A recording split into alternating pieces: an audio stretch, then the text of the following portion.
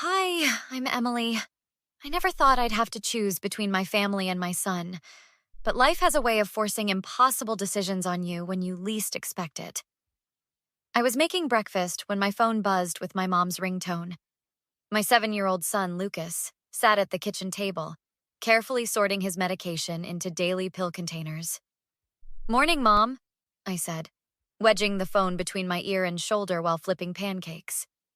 "Emily, we need you to come to Memorial Hospital right now," Mom said, her voice tight with that familiar strain. "It's your brother," I sighed, closing my eyes. "Again? This is what, the 5th time? Don't you dare judge him. Jason is fighting demons you can't understand." "Mom, I have Lucas's immunology appointment at 10. His medication isn't working right, and his white cell count—" "This is life and death, Emily.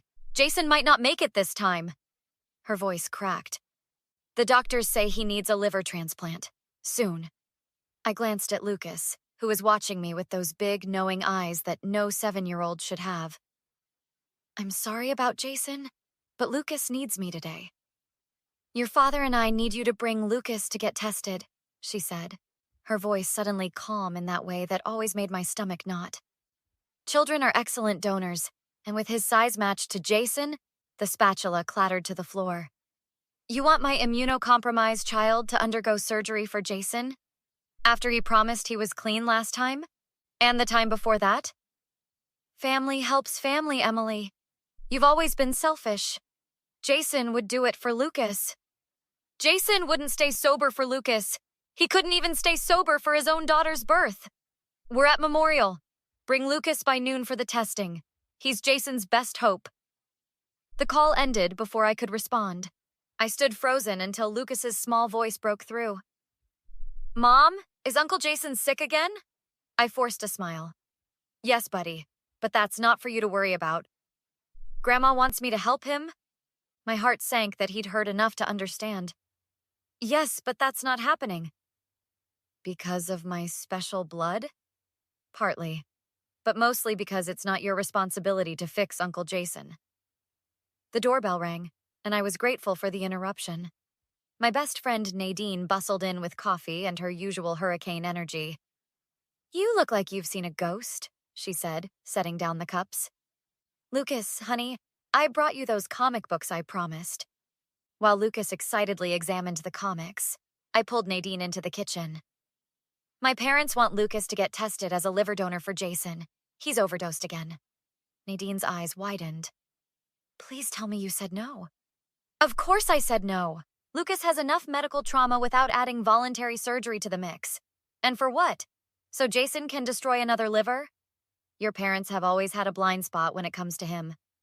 "Blind spot? They're asking me to risk my child's life for someone who's repeatedly chosen drugs over his own health." My phone buzzed with a text from my father. "Your mother is heartbroken. This family has always sacrificed for each other. Don't turn your back on your brother now." I showed Nadine the message. She read it and shook her head. "Em, call Dr. Reeves.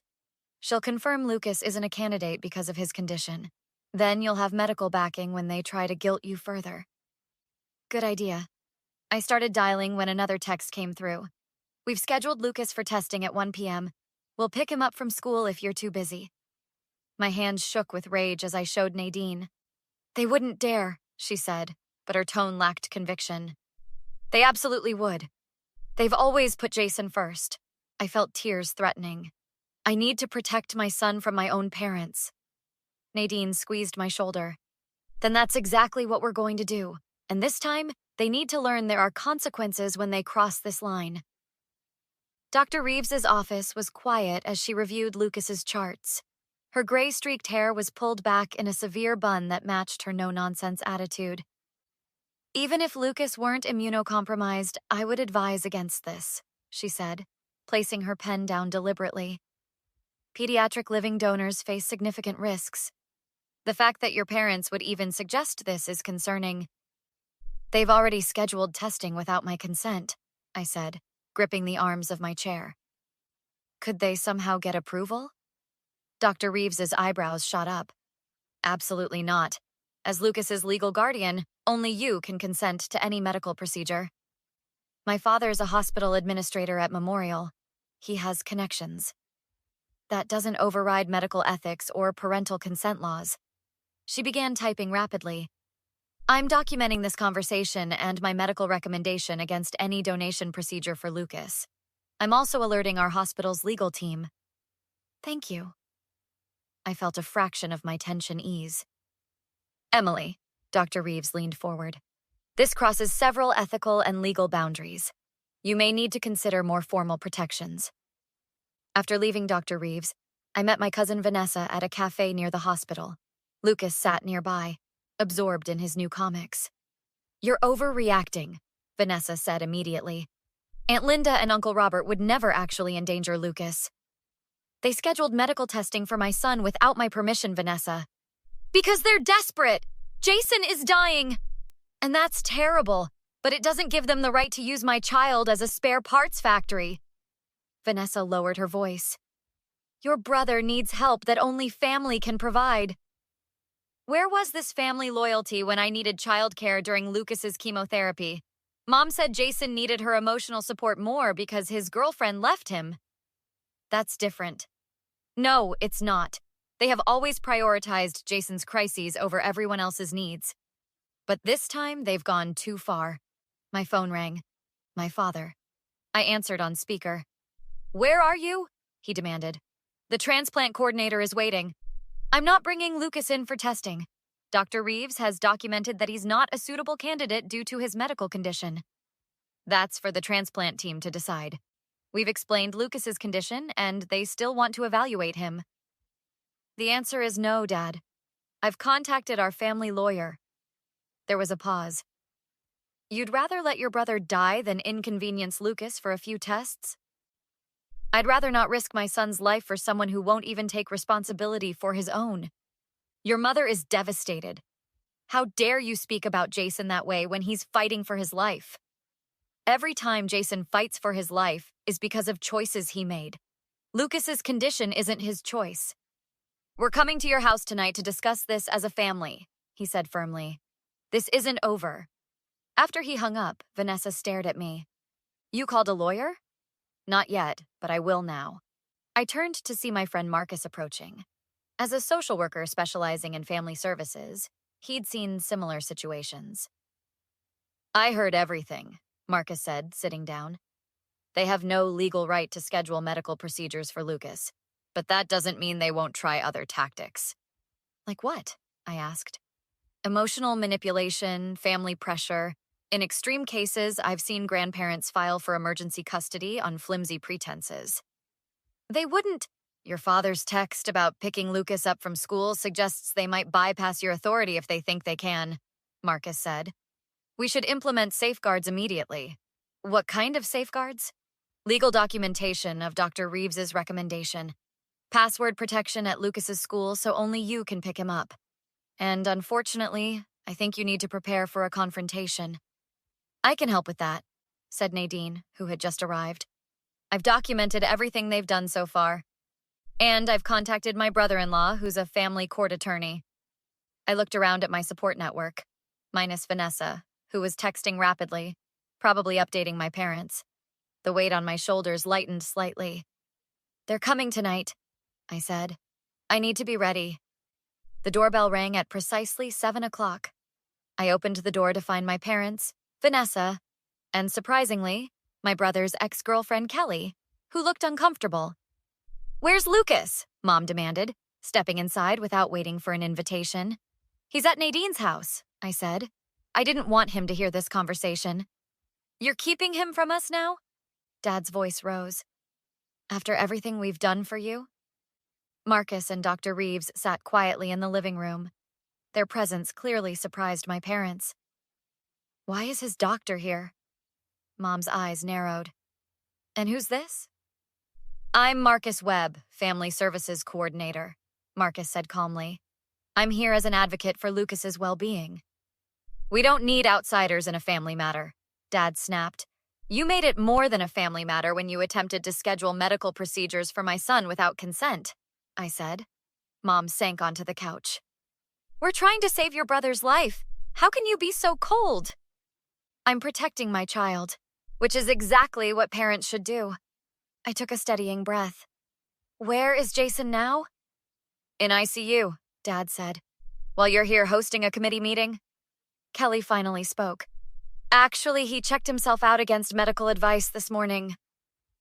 My parents froze. What? Mom whispered. Kelly nodded. The hospital called me since I'm still his emergency contact. He left once he was stabilized. That's not possible, Dad insisted. He needs a transplant. He needs one eventually, Kelly clarified. But the immediate crisis was managed.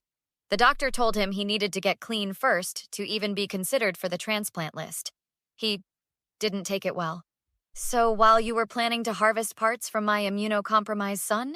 I said shakily. Jason wasn't even in the hospital anymore? We didn't know, Mom said, but her eyes didn't meet mine. Did you? I pressed.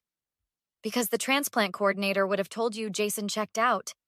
We thought if Lucas was a match, Jason would come back, Dad admitted. We need to give him a reason to fight. Dr. Reeves interjected.